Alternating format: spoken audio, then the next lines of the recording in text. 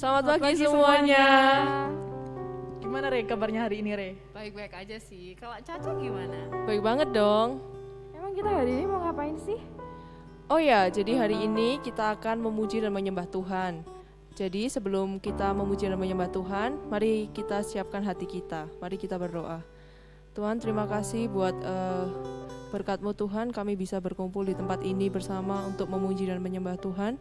Tuhan, Engkau siapkan hati setiap kami Tuhan untuk dapat memuji dan menyembah-Mu dengan segenap hati kami. Di dalam nama Tuhan Yesus kami berdoa. Amin.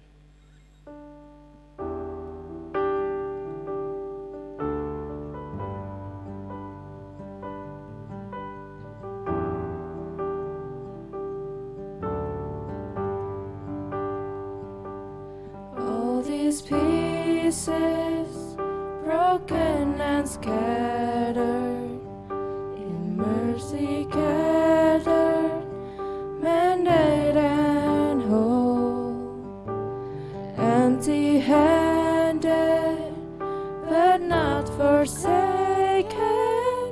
I've been set free, I've been set free. Amazing grace, how sweet the sound that saved a wretch like me.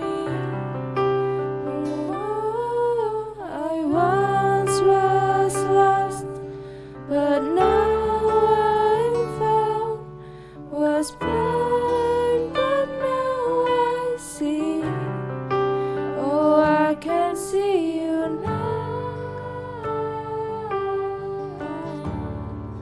Oh, I can see the love in your eyes, laying yourself down,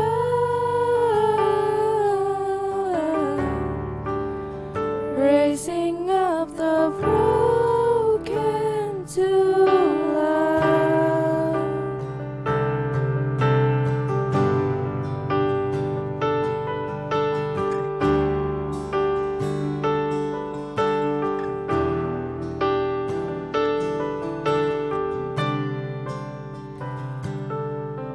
Our failure, you take our weakness, you set your treasure in jars of clay. So take this heart, Lord, I'll be your vessels, the one to see your love in me. Amazing grace, how sweet the sound that saved a wretch like me. Oh, I once was lost, but now I'm found. Was blind, but now I see. Oh, I can see you now. Oh, I can see the love in your eyes, laying yourself down,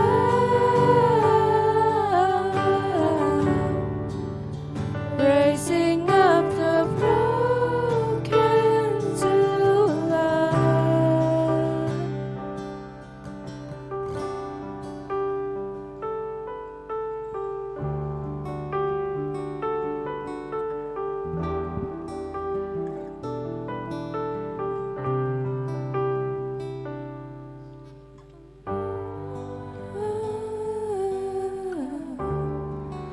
Oh, I can see the love in your eyes, laying yourself down,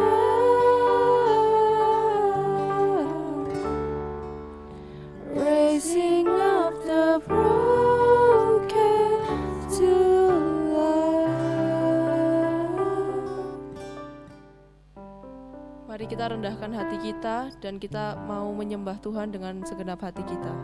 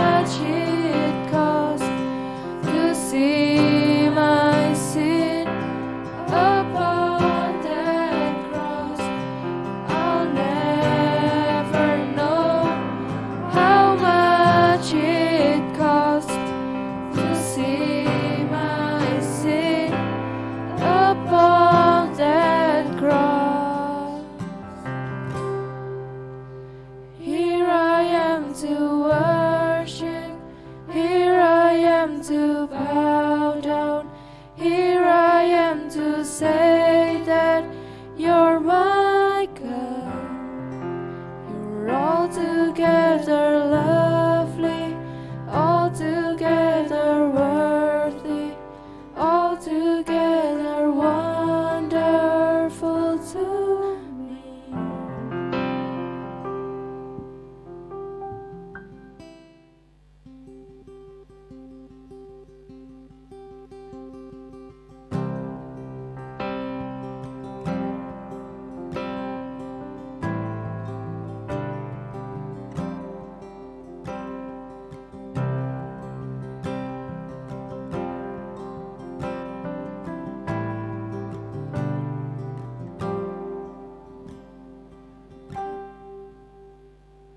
Kau hiasi kehidupanku dengan kemurahan-Mu. Kau rancangkan masa depanku penuh dengan harapan. Aku ada saat ini, semuanya karena kasih-Mu. Aku hidup hari ini, semua berkat kemurahan-Mu. Terima kasih Yesus, Engkau sangat baik, teramat baik bagiku.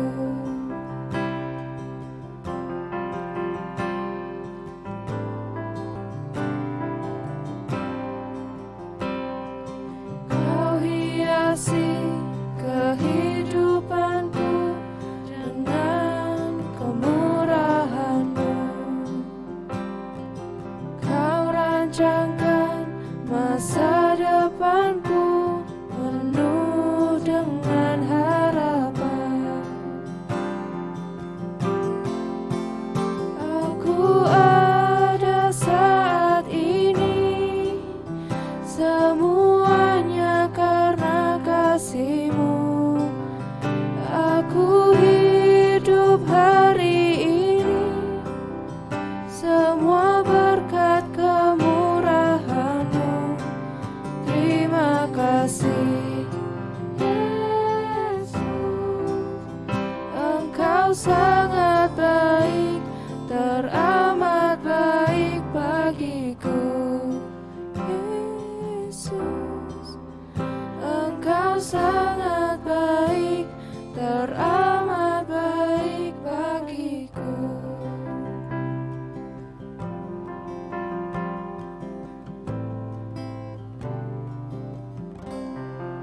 Sebelum kita mendengarkan firman Tuhan, mari kita berdoa.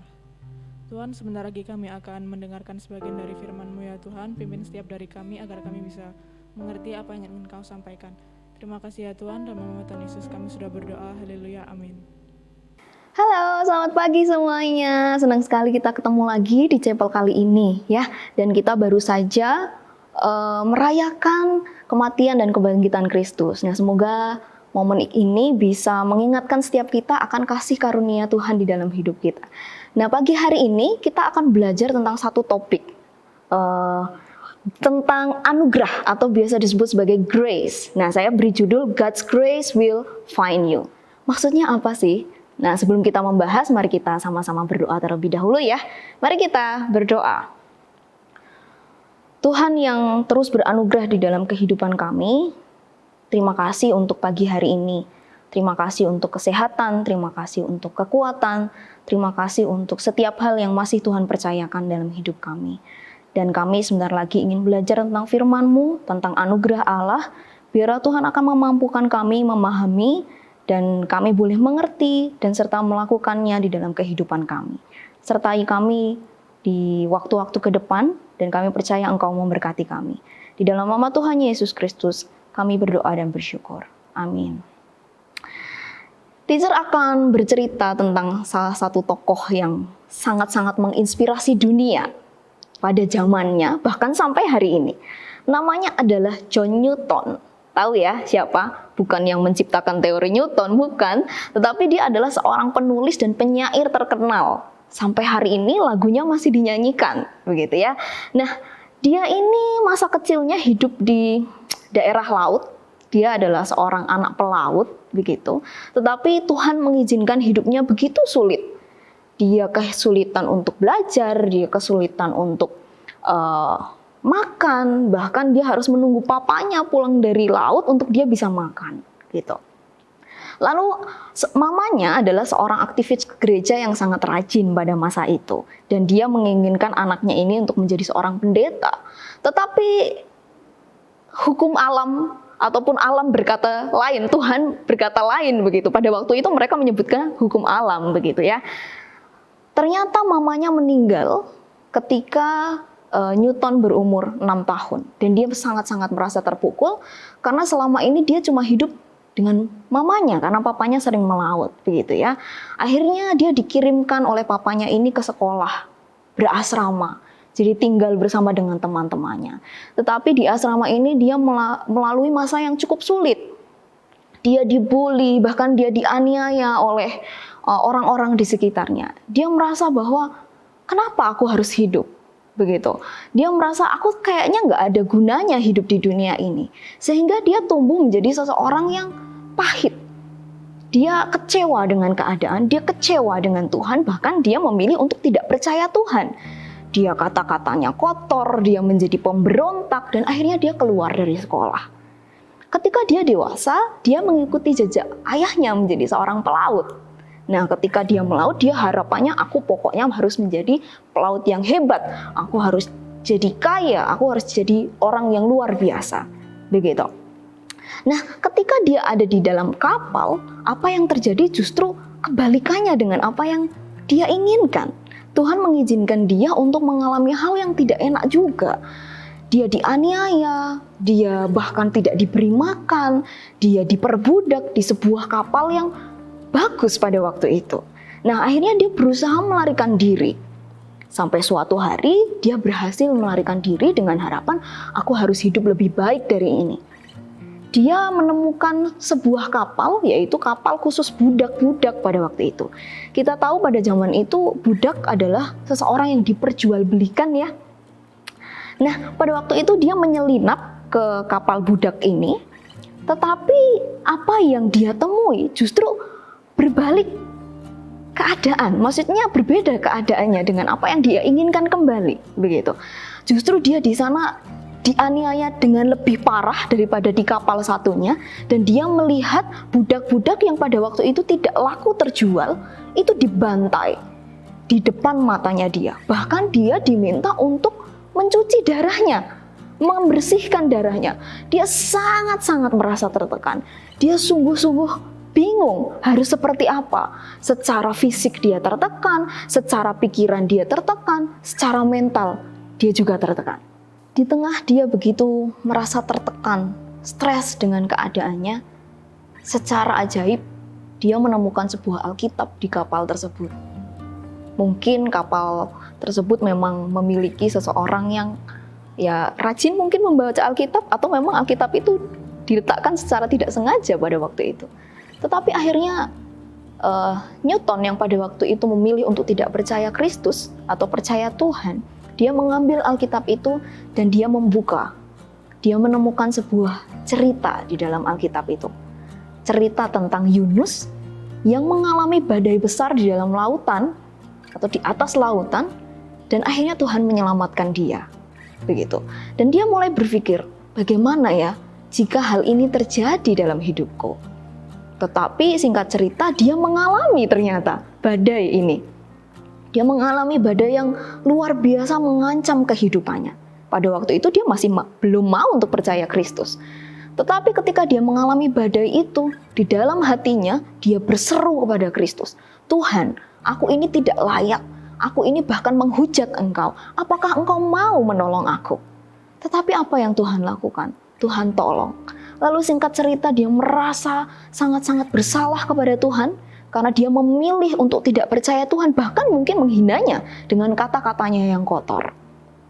Tuhan menyelamatkan dia, Roh Kudus menyentuh hatinya, dan dia menjadi seorang penyair yang lagunya kita nikmati sampai hari ini. Apa itu? Amazing Grace, How Sweet the Sound. Itu dia, lagu yang sampai hari ini menjadi berkat buat setiap kita. Nah, kalau kita melihat dari ceritanya Newton, begitu ya, dia mengalami situasi yang sulit dalam kehidupannya, tetapi dia memilih untuk tidak percaya Kristus. Dia memilih untuk memberontak. Tetapi apa yang Tuhan lakukan? Tuhan mengasihi dia, tidak peduli apa yang sudah dia lakukan. Bahkan dia mengubahkan hatinya, tidak peduli apa yang menjadi masa lalunya. Nah, kita akan belajar tentang percakapan antara Yesus dan Petrus ketika di pinggir danau. Nah, kita akan membaca dari Yohanes 21 ayat yang ke-15 sampai 19, tetapi teacher hanya akan membacakan ayat yang ke-15 sampai ke-17. Silahkan ambil Alkitabnya masing-masing, dibuka ya. Yohanes 21 ayat 15 sampai 17. Oke, teacher akan membacanya, kalian mengikuti dengan seksama. Dengan judul Gembalakanlah domba-dombaku. Sesudah sarapan, Yesus berkata kepada Simon Petrus, "Simon anak Yohanes, apakah engkau mengasihi aku lebih daripada mereka ini?" Jawab Petrus kepadanya, "Benar Tuhan, engkau tahu bahwa aku mengasihi engkau." Kata Yesus kepadanya, "Gembalakanlah domba-dombaku." Ayat yang ke-16. Kata Yesus pula kepadanya untuk kedua kalinya, "Simon anak Yohanes, apakah engkau mengasihi aku?" Jawab Petrus kepadanya, "Benar Tuhan, engkau tahu bahwa aku mengasihi engkau." Kata Yesus kepadanya, "Gembalakanlah domba-dombaku." Ayat yang ke-17. Kata Yesus kepadanya untuk ketiga kalinya, "Simon anak Yohanes, apakah engkau mengasihi aku?" Maka sedih hati Petrus, karena Yesus berkata untuk ketiga kalinya, "Apakah engkau mengasihi aku?" Dan ia berkata kepadanya, "Tuhan, engkau tahu segala sesuatu. Engkau tahu bahwa aku mengasihi engkau." Kata Yesus kepadanya, "Gembalakanlah domba-dombaku." Nah, perikop ini menceritakan tentang percakapan Yesus dan Petrus. Tetapi tahukah kamu bahwa ini adalah kali kedua Yesus bertanya seperti ini kepada Petrus. Tetapi bedanya adalah di konteksnya. Yang pertama, Yesus menanyakan hal ini sebelum Yesus disalibkan. Tetapi konteks ini adalah ketika Yesus setelah bangkit, setelah Yesus disalibkan, setelah Petrus menyangkal Yesus 3 kali, setelah Petrus kecewa dengan Tuhannya karena Tuhan kok mati, begitu ya. Kemudian yang ketiga adalah dia kembali kepada pekerjaannya yang semula, yaitu mencari ikan. Dia begitu merasa sangat bersalah karena dia sudah menyangkal dan dia kecewa dengan keadaan, dia pahit juga dalam hidupnya. Tetapi Yesus menanyakan ini kepada Petrus untuk yang kedua kalinya. Tetapi kalau kita bisa melihat kata yang dipakai, kasih yang dipakai, "Apakah engkau mengasihi aku?"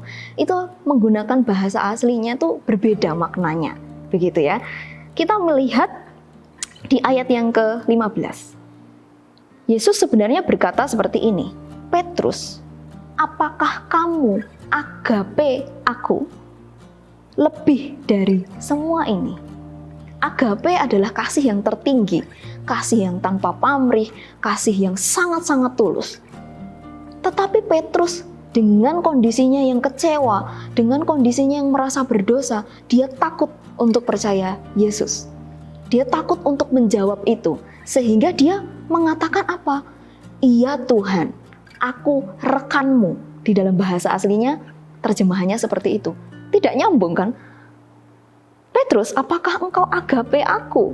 Tetapi Petrus menjawab, "Iya Tuhan, aku rekanmu." Yesus tahu bahwa Petrus itu tidak akan pernah mampu untuk mencapai standarnya dia yang agape. Oleh karena itu di pernyataan yang kedua, dia menurunkan standarnya. Apa yang dikatakan Yesus? "Petrus, apakah kamu agape aku?" Tetapi dia menghilangkan kata di atas semua ini. Tetapi ketika Yesus sudah menurunkan standarnya, Petrus masih belum berani untuk bilang, "Iya Tuhan." Tapi dia masih berkata, "Iya Tuhan, aku rekanmu." Untuk yang ketiga kalinya, Yesus akhirnya menurunkan standarnya sama dengan Petrus. Petrus, apakah kamu rekanku? Maka dengan sedih hati, Petrus menjawab, ya Tuhan, aku rekanmu. Dia yang ada di atas ini menurunkan dalam tanda kutip levelnya untuk membuat Petrus paham, untuk membuat Petrus ini mengerti akan karya keselamatannya Tuhan. Maksudnya apa, teacher? Kalau kita berpikir, kita renungkan bersama-sama, bukankah cara inilah yang Tuhan pakai untuk menyelamatkan kita?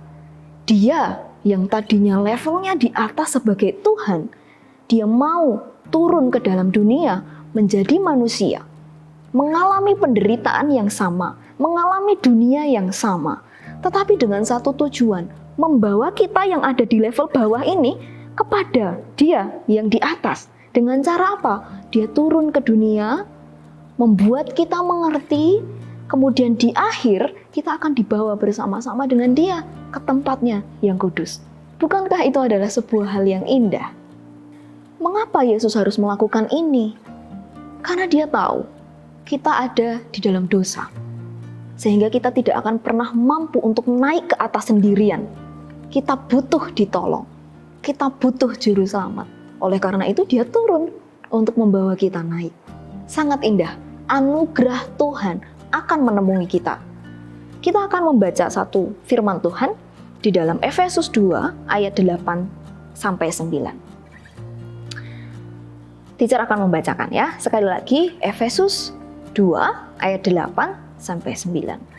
Sebab karena kasih karunia kamu diselamatkan oleh iman.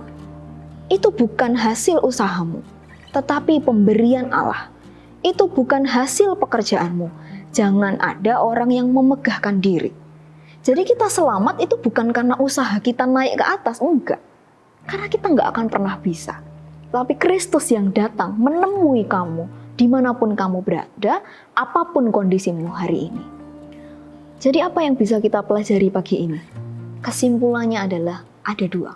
Yang pertama, apapun kondisimu hari ini, seberapa rumitnya atau seberapa pahitnya masa lalumu, atau mungkin sekarang kamu sedang mengalami pahit itu, kekecewaan itu, bahkan kamu takut untuk percaya Kristus, dia akan datang kepadamu.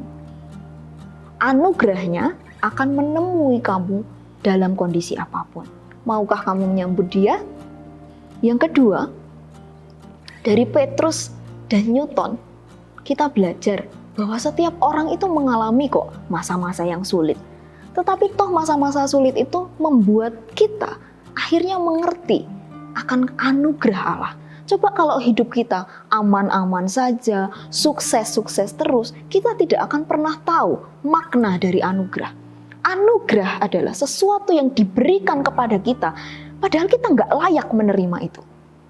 Seperti Newton berkata, terima kasih untuk anugerahmu, untuk seseorang yang nggak berguna ini. Bahkan dia mengatakan, menggunakan kata-kata, seseorang yang brengsek ini Tuhan, dalam tanda kutip. Aku ini sangat-sangat jahat kepadamu, tetapi Tuhan menyelamatkan aku. Tuhan mengasihi aku. Nah, apakah kamu mau mengerti akan kasih Tuhan itu di dalam hidupmu? Kita bersyukur diingatkan kembali melalui momen Paskah. Kristus bangkit, artinya dia mengalahkan setiap kelemahan kita, dia menghapuskan setiap masa lalu kita, dan dia membawa kita untuk bersama-sama dengan dia. Ya, mungkin ada orang yang bertanya, ya kita sudah ditebus, tetapi kenapa kita masih berdosa? Begitu ya. Ya, Tuhan berkata bahwa memang kita tinggal di dalam kondisi yang berdosa. Kita bisa jatuh ke dalam dosa, tetapi kita tidak bisa hidup di dalam dosa. Ketika kita jatuh ke dalam dosa, Roh Kudus akan terus mengingatkan kita untuk kembali kepadanya. Semoga kita diingatkan kembali melalui perenungan pagi hari ini, dan biarlah Roh Kudus menolong kita setiap hari. Mari kita berdoa. Tuhan yang baik, terima kasih untuk karya keselamatan-Mu di dalam hidup kami. Karya keselamatan yang begitu indah, dan Engkau tahu kami tidak mampu untuk meraih Engkau tanpa Engkau sendiri turun untuk menolong kami. Oleh karena itu Tuhan, lembutkanlah hati kami, mampukan kami memahami mengerti akan anugerah ini. Sehingga ketika kami menjalani hari demi hari, kami betul-betul menyadari dan bertanggung jawab atas setiap apapun yang kami kerjakan. Terima kasih Tuhan. Berkati anak-anak-Mu, biarlah Roh Kudus boleh menolong mereka untuk boleh bersandar sepenuhnya kepada Kristus. Terima kasih Tuhan, di dalam nama Tuhan Yesus Kristus, kami berdoa dan bersyukur. Amin.